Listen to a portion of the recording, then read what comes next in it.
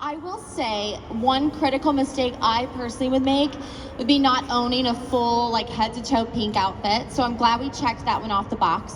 But today we're talking about some bigger critical mistakes you need to avoid for your inventory. We are shopping, we are doing all the things, but we need the know, right? We need to be in the know, we need to have the knowledge, and we need to make the wise choices. So Dane Cohen is one of our favorite speakers from Management One, Director of Sales, and our customer development. He's amazing. We love him. Let's give it up for Dane.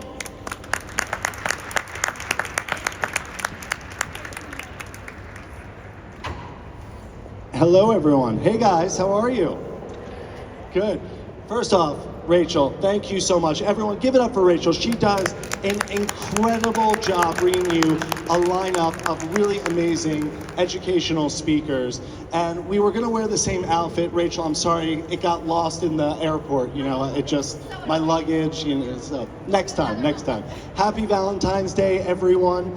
So, and by the way, shout out to our students over here. We have a big class from the University of Virginia. Oak Minion. All right, well, welcome. It's really great to have you guys. And this is all going to be about how we can better educate ourselves so that we can be the best retailers and reach our full profit potential. So we're going to go through and we're going to talk about the critical mistakes to avoid when we're managing our inventory. But first off, we have a QR code. There should be some flyers out there as well. That will send you this presentation. So if you want to watch the presentation and you don't want to worry about taking notes, we'll send it right to you so you'll have it in a PDF. There are going to be some formulas up here, so I want you to really be engaged and be able to absorb everything and not have to worry about just taking notes the whole time. So we'll have that for you up at the end as well, but we'll send you over that presentation. So we want to talk about how we can achieve financial success as retailers, but we're going to talk about it through the lens of what mistakes we need to avoid. Because the mistakes that we all sometimes fall into is what could really mean the difference in our business. So I'm going to start out with a little viral video that went viral across TikTok in 2021.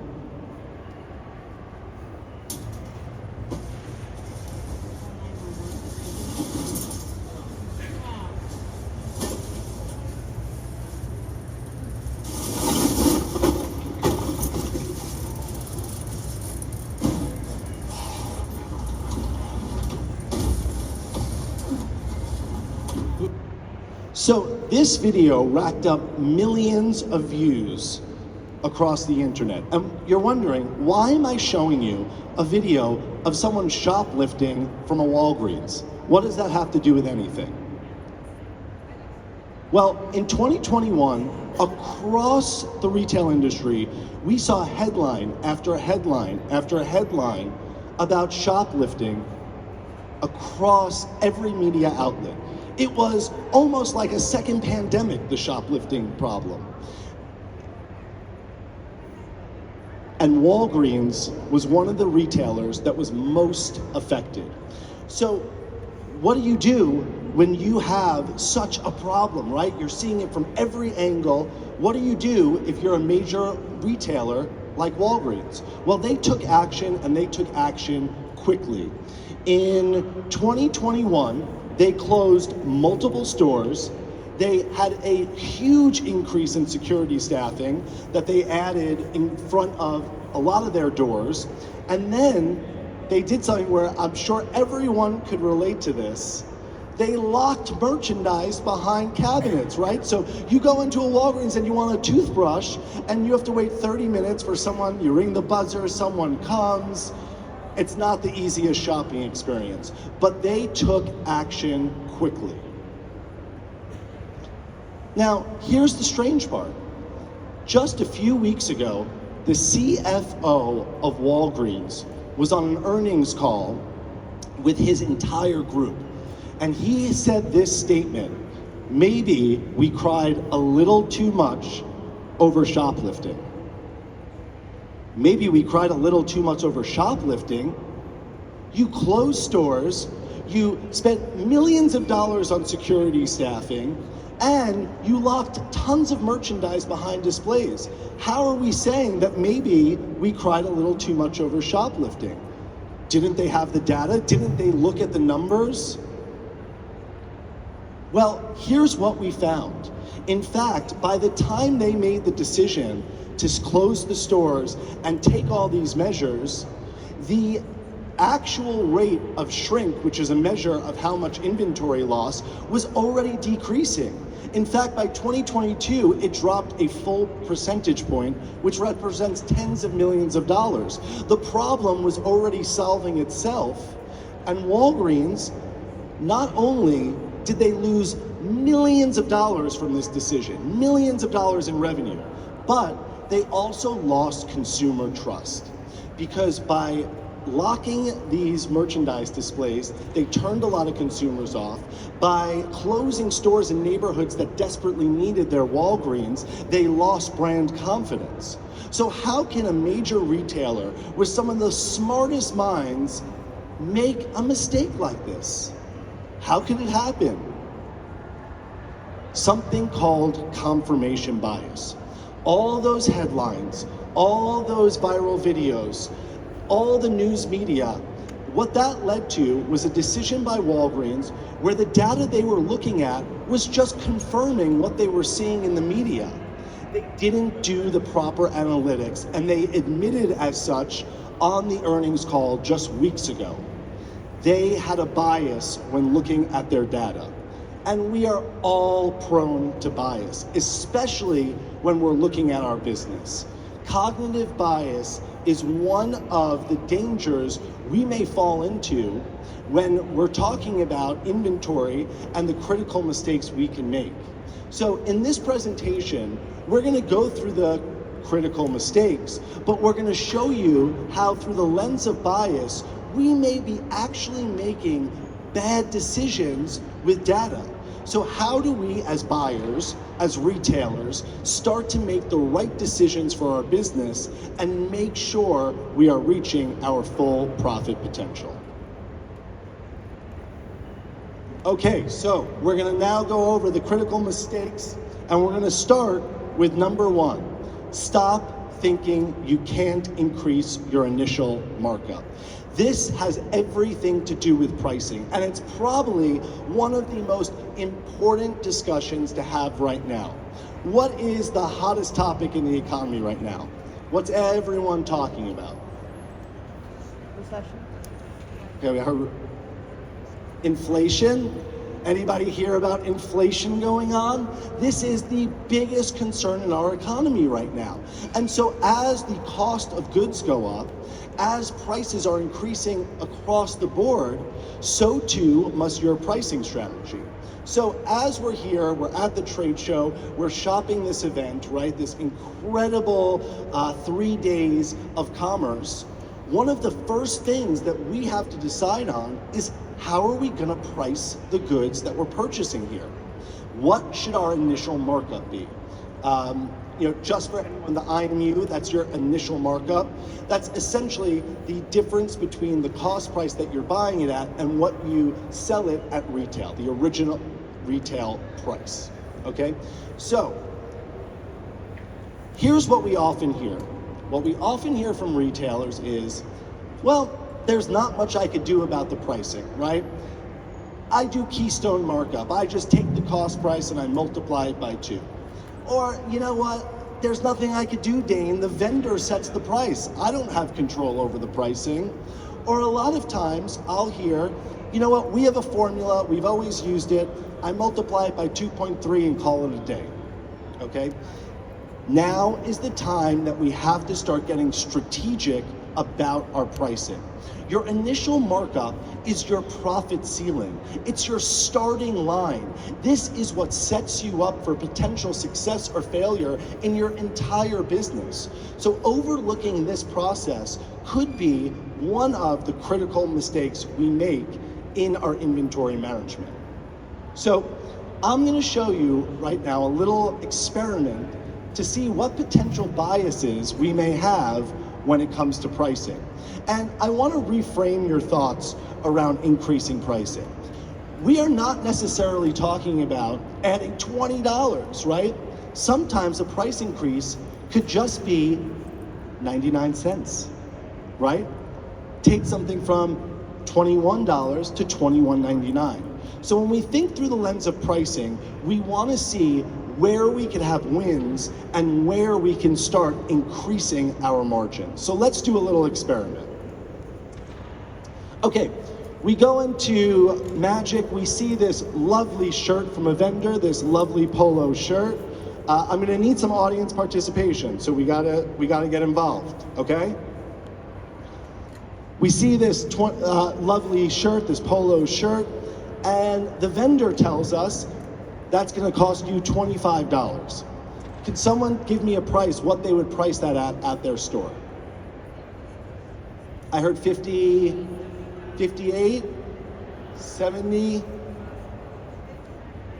$59.99, 145. Okay, we're aggressive there. That's a markup. 85, one more, give me one more. 76, okay. So we went from the range of $51 to, what was your, 125, but the average, we went from $55 to $75. That seemed to be the range. We all kind of had a range what we would price this at our store. And remember, what we price this at, that is our initial markup. That's how much we could potentially profit off of this item. Now I'm gonna flip the script a little bit. Here's a brand new 60-inch TV, okay? Beautiful, would have been great to watch the Super Bowl on this. It's a brand new model, 2023, okay? So it's brand new. It has quantum LED. I have no idea what that means, but it has it. It sounds great. It has Dolby Vision. It's 4K HD. You gotta have 4K now, so it's 4K HD. It's a smart TV, so it has Hulu, Netflix, anything you could think of, it's got the apps. Now, I'm gonna need your help one more time. Can I get some prices that you think this would be priced at a retail store? You're walking into a store, what would you expect this item to be priced at? A little louder. $3.99, $7.99, $12.99, $800, $2,300, $2,300. Okay, so let's talk about the difference in the pricing we arrived at here. $3.99 to $2,300. That's a much more significant difference in pricing differentiation than that $51 to $75. These TVs range, in fact, from $3.99 to $12.99. We looked across the internet, we did a survey of the median prices, and they all fell within $3.99 to $12.99. So what just happened there? Well, we all just fell victim to what's called anchor bias, which means the first piece of data that we see is what we hold on to and informs all of our decisions moving forward. Once you see that cost price from a vendor, you immediately come up with the retail price in your head. You are basing your pricing on the cost instead of the value that your consumer is willing to pay, right? So this is something we want to steer clear of. We want to steer clear of cost-based pricing. We want to look at what is my customer willing to pay for this item? What's going to be something that's a competitive price, and where can I get this to, especially at Magic, okay? You have a lot of vendors there who are maybe setting a suggested retail price, but it's just that, it's a suggested price. You have to price and get a strategy around how you are going to increase your margins. So let's talk about an IMU target. Who here is a buyer buying at the show today? Okay. Who here has an IMU that they are looking for when they're speaking with their vendors? This is something that we need every retailer to know going into a show. And I'm gonna walk you through a little bit about how we arrive at this, and it's not gonna be the sexiest because there's some math involved, but I promise you, this is vital to your bottom line as a retailer. And if anyone needs some support after this, me, my colleagues, we're happy to jump on a call with you and show you how you too can set the IMU, your initial markup for your store, and what that percentage should be. So there are 3 key elements we have to think of. The first is markdowns, right? Because let's break this down. Your initial markup is what you think you can get for an item, right? So if I go in, I purchase a lovely shirt for $10, okay?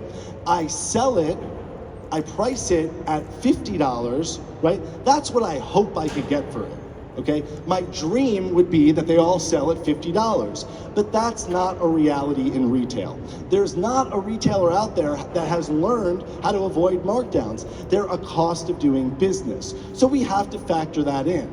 Where your initial markup starts and where you end at the end of markdowns, that's your gross margin. That's what you actually have left at the end of the day to cover your expenses. So we want to factor in what can we expect in a year to take in markdowns. What are my operating expenses? Once I reach that gross margin, what expenses do I need to cover? What percentage of sales is that? And then finally, what do I want to profit at the end of the year? What would I feel great about as a business owner in net profit at the end of the year?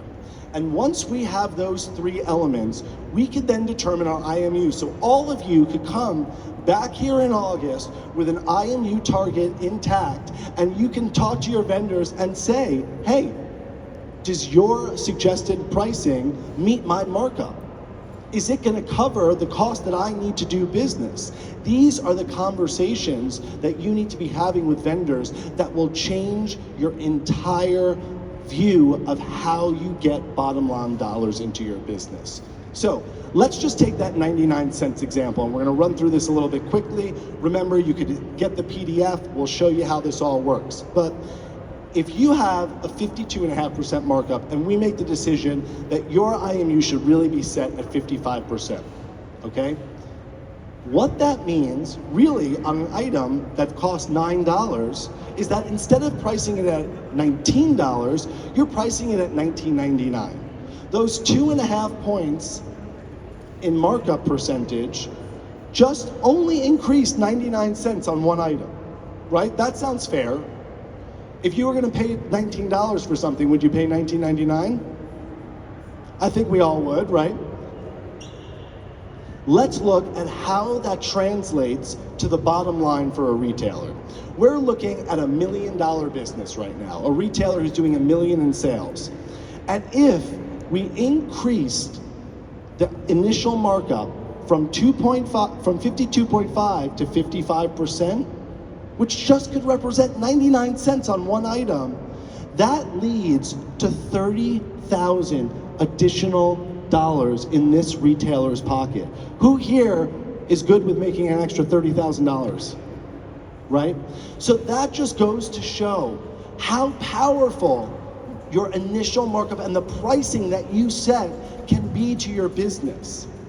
So I encourage everyone, let's use this formula. It's going to be sent to you.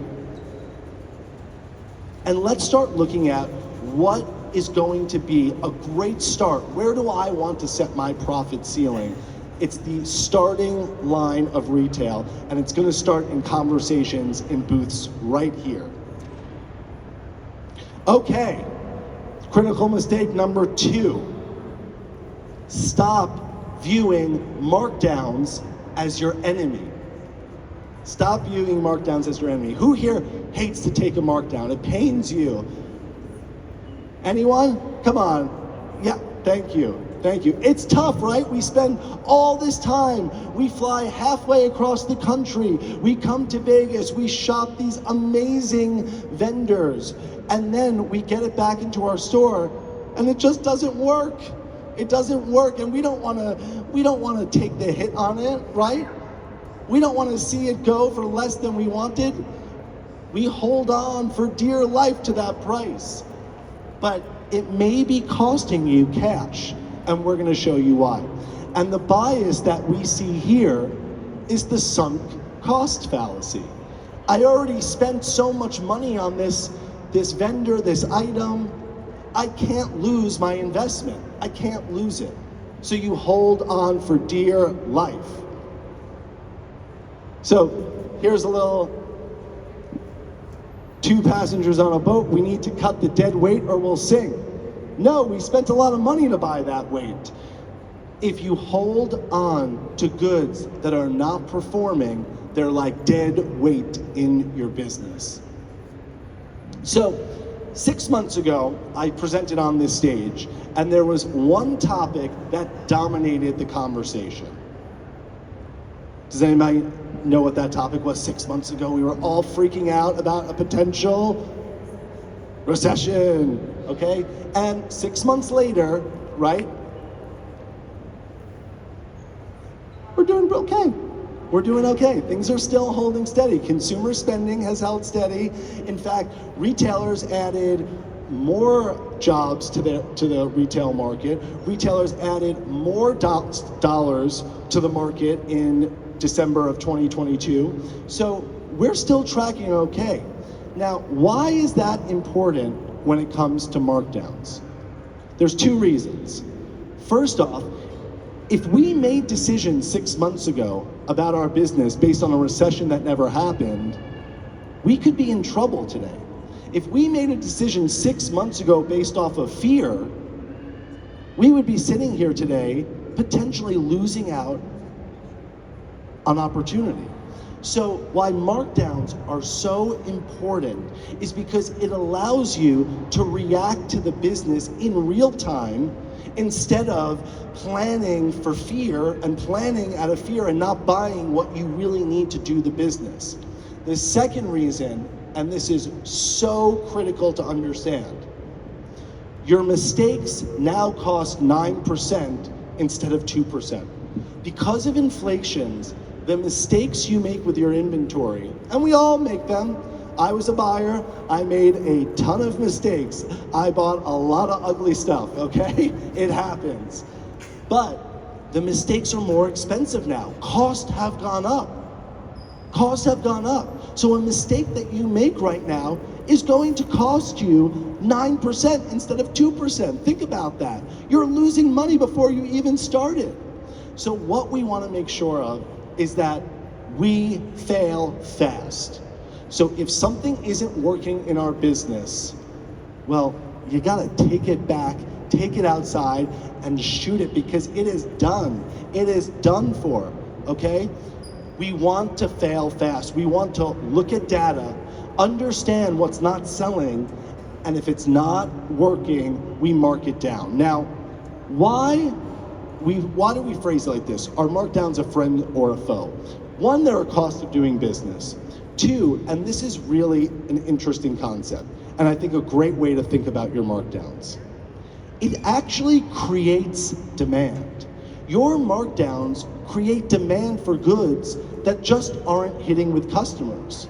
So we're essentially saying, right, if that top that we wanted to sell at $50 just doesn't sell, it doesn't sell, we gotta knock that price down to maybe 40 for the demand to start coming, right?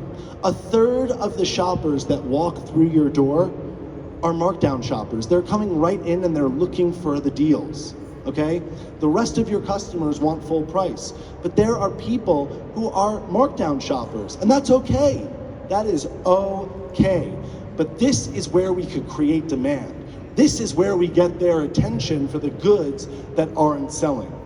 And why markdowns are so important to your inventory health is you get the cash back. You get the cash. I want you to all envision inventory on your floor. Think about that blouse that you've walked by week after week after week. You know the one, okay? Think about that candle that's been sitting on the shelf and has the actual dust around the wax. You all know the one, right? That is cash. That is just a pile of cash sitting on your floor. And the longer it sits there, the longer you don't have the opportunity to spend it, okay? So we have to stop worrying about my margin. I have to protect my margin. Well, your margin is not the issue. Your cash is the issue. Get it back in your pocket and go spend it on something that will perform better, okay? So here are some rules when it comes to markdown. First of all, we want to plan for them, right? We want to accept it as a healthy part of our business and actually plan how much we think we're going to do in markdown sales, right? That will help us actually take the markdowns when we need them. If we have an expectation that we're going to do 20% of our sales in markdown sales, well, in season, you'll actually start goaling to that budget. And we want you to take the markdowns. It's a healthy part of your business. Remember, your first markdown is your least expensive markdown. And I want to make this very clear. 10% is not a markdown. 10% is what you get when you give your email to the cashier. It is not a markdown. And I hear a lot of clients say this when we talk, right? Dane, you told me to take a markdown and I did, and it's not selling. Well, how much was the markdown? 10%? What's 10%? A few dollars? That is not creating demand for something that the customer has said, I don't really love it. And 10% is not going to make me love it. 30% may make me love it. 50%, you got a deal. So the longer, remember that example of the candle that's collecting dust, okay? We mark it down to 10%, then we mark it down to 15%, then it goes to 20, then at 25, and it just sits and it sits and it sits. And again, your cash is just sitting on your shelf. Get it back in your pocket and go use it.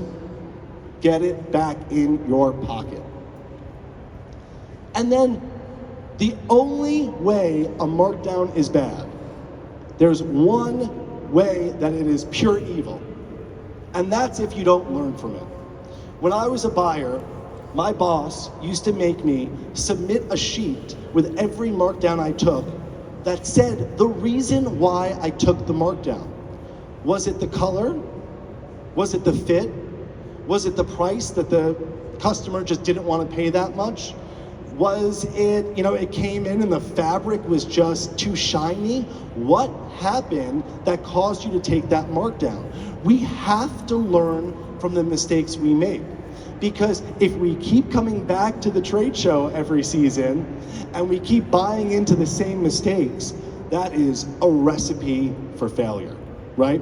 If we buy bright yellow and we think it's gonna hit with our customer and it doesn't, we would be crazy if we came back the next season and bought the same color only to see it not sell again. So we need to learn from our mistakes. What's the definition of insanity? What do they say? Doing the same thing over and over without changing. If we just keep doing the same thing over and over, that's where we really fall into trouble. So think about markdowns. Instead of thinking about them as a problem in your business, think about it as a tuition paid for understanding your customer. You got a learning lesson. You got to understand what your customer wants, what they like, and what they don't like. So let's view markdowns as a tool that you can use to generate cash in your business and not an enemy. They are your friend. Okay, we have our next critical mistake coming up, and that is stop front-loading your merchandise. And I'm going to explain what that means. One of the conversations what we all should be having when we're meeting with our vendors is surrounding ship dates. What are the ship windows for these deliveries? Okay, this is critical to how you flow your merchandise, okay? And so flow is so important. But we see time and time again, retailers do something and it jumps out when you're looking at a piece of data really quick. You could spot it a mile away. They bring all their inventory in at the beginning of the season.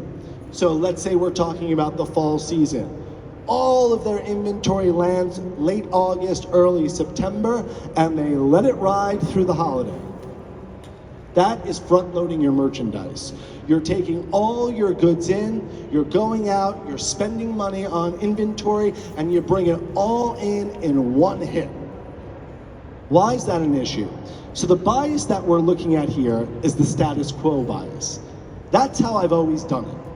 That's how I do business. My customer comes in, they start shopping in the fall, and I just let them have all the inventory. I show it to them all at once. That's how I've always done it. Well, there are perils of having too much inventory. And there are two really big issues that come with having too much inventory. First off, sometimes we just give our customer too much to choose from, and we're gonna show you how that can actually cripple them in their decision to buy. And secondly, again, when we start viewing our inventory as cash, you're spending all your cash and loading it into one spot. The most critical thing when it comes to your inventory is that you want to keep it fresh. A lot of times, one of the main complaints I hear from retailers is, how do I get my customers to come back in more often? I think I need more marketing. I think I need more social media, right? Why aren't your customers coming in more? Let's learn a lesson from the most successful boutique in the world of all time. Who could tell me what the most successful boutique in the world is? Zara. The most successful, billions and billions of dollars in sales, all over the world, the most successful. Let's learn some lessons from Zara. Thank you. Can anyone tell me what they think the average number of times a customer walks into a Zara in a year? I need your help, guys. 12, I hear 12. What? 40? 30? That's a lot, yeah. Oh, good. Well, she's shopping at Zara a lot. 4, 5, can I get a, what? 10, okay, 15, 17 times. 17 times in a course of a year, the average shopper of Zara will walk into the store to shop. Now, could anyone tell me, for an independent boutique, the average amount of time your customer visits in a year? I heard, you could say it. 2 times? Can I get 4, 5? Anyone else? 30? Who's running that business? I want to invest. I'm in. 3 times. That's it. Once a season and once more for good luck, right? 3 times. So when retailers ask me, why is my customer not coming in more? Well, are you constantly giving them new stuff to shop, right? So let's learn the lessons from Zara. Zara never reorders, they never recut. You may walk into a Zara and think you saw the same item, but it's maybe a similar style, maybe it's a similar color of something that worked, but they do not reorder and they do not recut. They have a 6-week shelf life. Once it's done, once it reaches that 6-week shelf life, it's either sold out or taken out back, and what do we do with bad merchandise? It's gone, okay?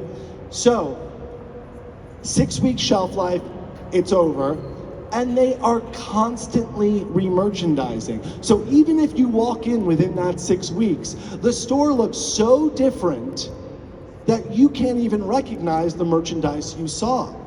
They use visual merchandising to give you a new experience. In fact, Zara, this is very interesting.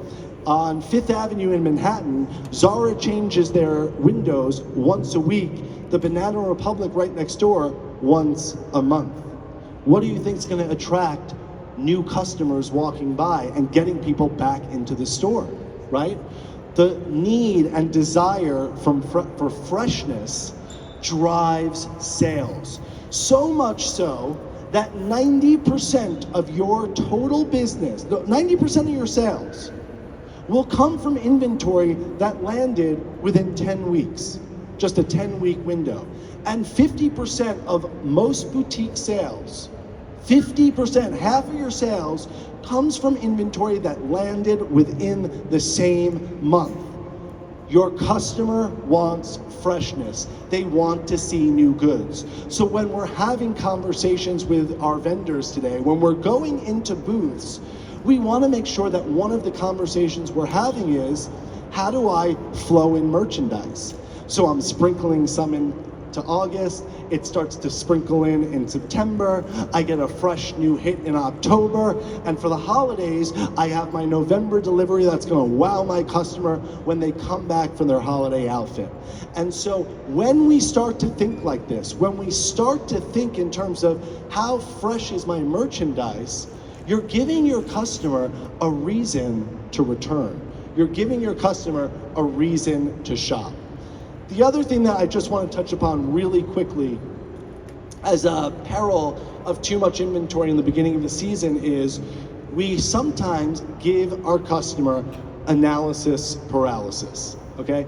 Who here has ever been to a salad bar, one of those big salad bars at lunchtime, right? And there's 9,000 add-ins to the salad and there's a long line and you get up and you freeze, right? It's like, I don't know what to add in, it's overwhelming, right? And then you end up just making a quick decision. The customer doesn't want to see so many choices. They actually want you to be their curator. They want you to tell them what's hot. They want you to tell them what's trending. And the more conviction that you buy with, right, the more your customer is going to feel confidence buying into that merchandise and not feeling like they're just seeing a little bit of everything and a whole lot of nothing. We have the Baskin-Robbins conundrum. Okay, finally, the last critical mistake that we want you to avoid. Stop winging it with your purchases. Who here came with budgets for this buying trip? Good, we see a few. But there are some hands that weren't raised. And listen, we're all running a business. It is tough to run a successful retail business. But I never want someone to feel that they are winging it when they come to market. We want to come to market with a plan of action. Coming to market without a budget is almost like going on vacation and not asking how much the hotel's gonna cost and waiting till the bill comes at the end of your stay to see how much that hotel costs. We want to come to market with a plan. How much do we want to spend? How much do we want to land? And when do we want to land it? It is critical to the success of your business. So the bias that we find retailers fall into here is the loss aversion bias, right? By not coming with a plan, what we're essentially doing is saying, I just want to do what I did last year. I want to come and I basically want to do what I did last year.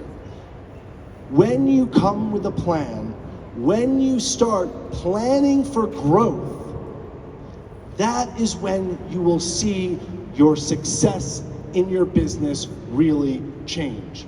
And so people are twice as likely to avoid a loss, right? We just want to keep what we did last year instead of really going after growth, really going after opportunity, really seeing how far I could push certain categories in my business. How high can I really soar when it comes to the profit potential of my business?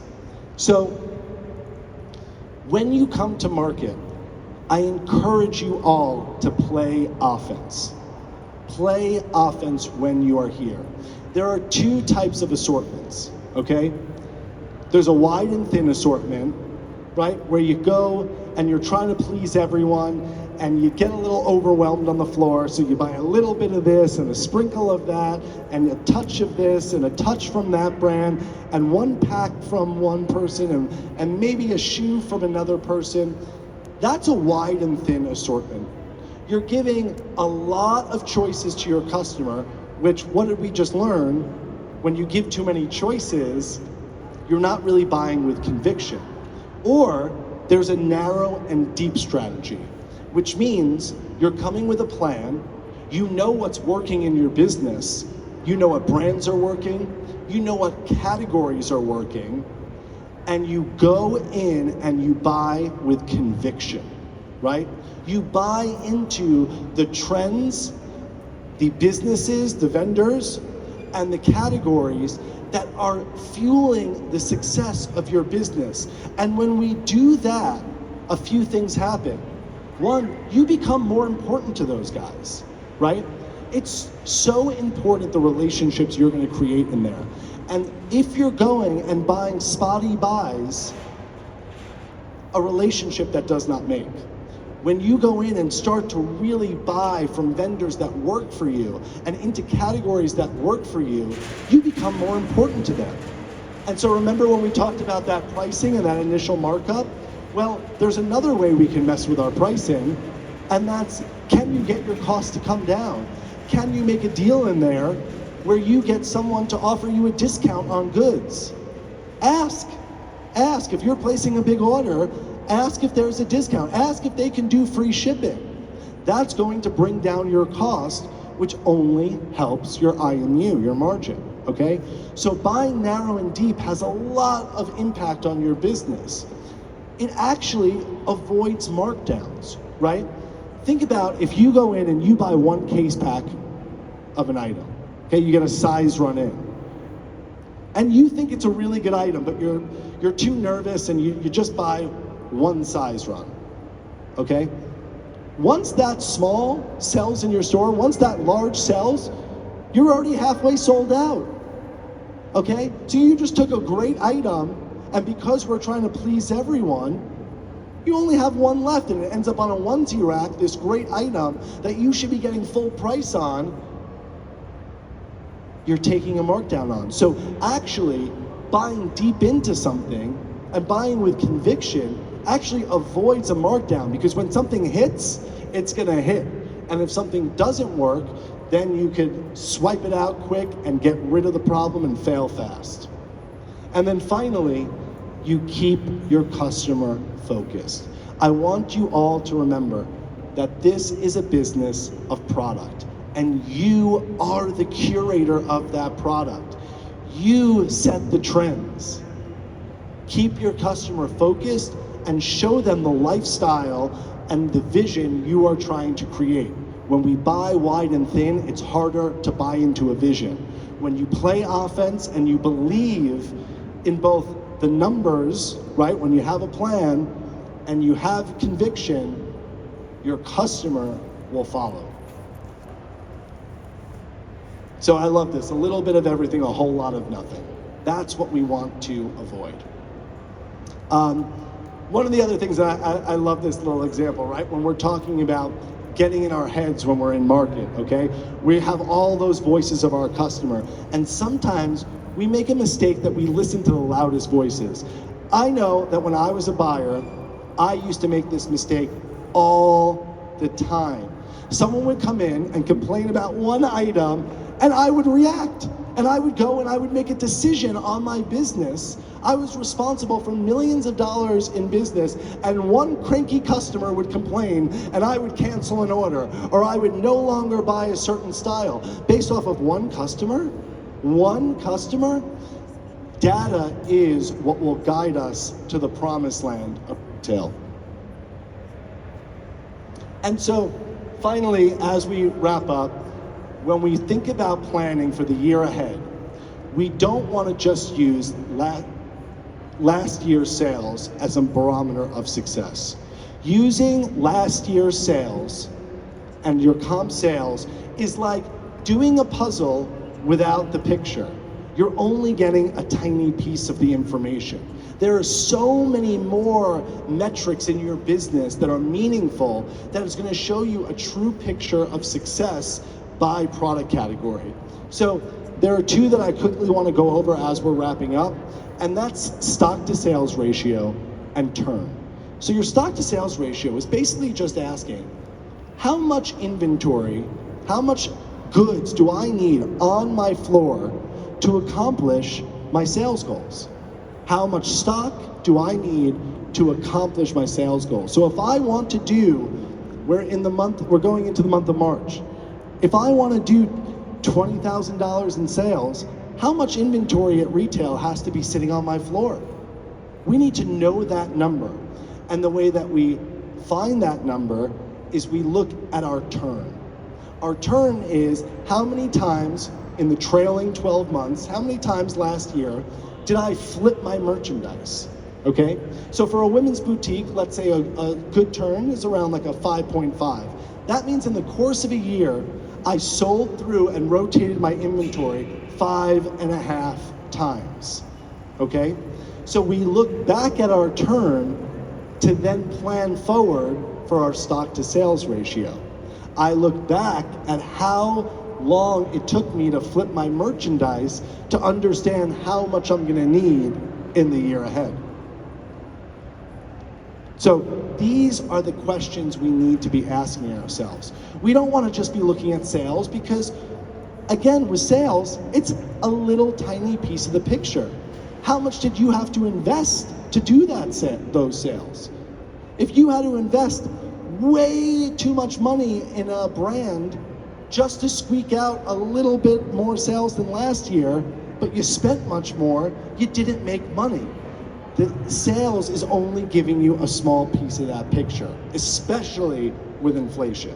So here's some tips for finding that sweet spot for your stock to sales ratio. First off, the foundation of a good plan when coming into market is a solid classification structure, okay? I can't tell you how many retailers I speak with, and the first question we ask is, do you have a class structure set up in your POS, right? We all see it when we shop online, right? You go to the top, you wanna see bottoms, denim, or bottoms, skirts. That's a class structure. You need to be tracking your inventory and your sales based on the class structure. So every one of the items you sell needs to be properly categorized. It's such an important foundation of success in your business. 2, learn your needed weeks of supply. This is a tricky one, and I want to just make sure that everyone knows this. We are here for a full consultation. If you want to do a chat with us, it is a free chat. We would love to speak with you and help you figure this out. We would love to help you figure out what is your target IMU? What is your optimal stock to sales ratio? These are difficult formulas to master, and we are here to help even if it's just one conversation. So we want to look to our past to understand our future, right? We want to look at not just last year's sales, we want to look at that turn last year, see how we perform to inform our decisions moving forward. And then finally, we want to get aggressive in categories that turned really quickly for us. So if something was selling really fast, if something did really well for us, we want to come back to market and buy deeper into that product category. We want to get a little aggressive. We want to play offense. But you have to know where to play offense in order to formulate a good strategy. What you don't know, you don't know. So we need to find out these numbers. And then finally, when you're in season, looking at your sell-through, actively watching your sell-through is gonna tell you what levers you need to pull in your business. So if you see a weak sell-through in a certain product category, you have some decisions to make. Let's take skirts, right? You just went out to market, you bought a whole bunch of great skirts, you bring it in, and the sell-through is sitting at 20% 3 weeks in. That's not so great, okay? So what are we gonna do? There are levers you could pull in your business. Can we start promoting it on social media, right? Can we do a big post and a TikTok? Can we do what the kids are doing these days? You guys know, you'll tell me after, okay? Can we promote skirts? We just got some hot new skirts and come in and shop it. That's a first lever. A second lever, can we visually merchandise it better? Can we get some skirts on mannequins, right? If we're looking at our sell-through in season and we're actively monitoring it, we can make those decisions. Hey, we brought in a bunch of new skirts and they're sitting on a table in the back, let's bring them to the front and maybe that will improve our sell-through.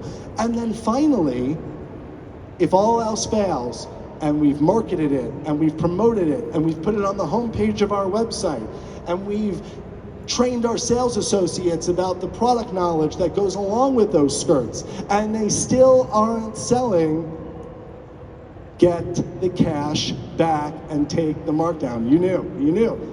I love that. Get the cash back and take the markdown. So these are all the things as a buyer that we have to consider.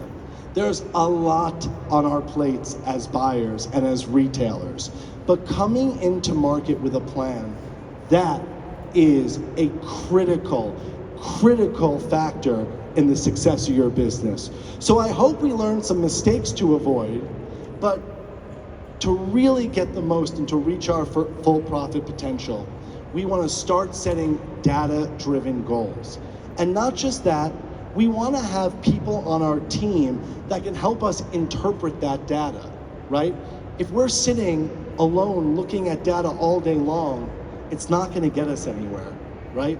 We want help, we want support, whether that be a great member of your team, maybe a store manager, or maybe finding outside help from companies that can really bring in some insights to your business.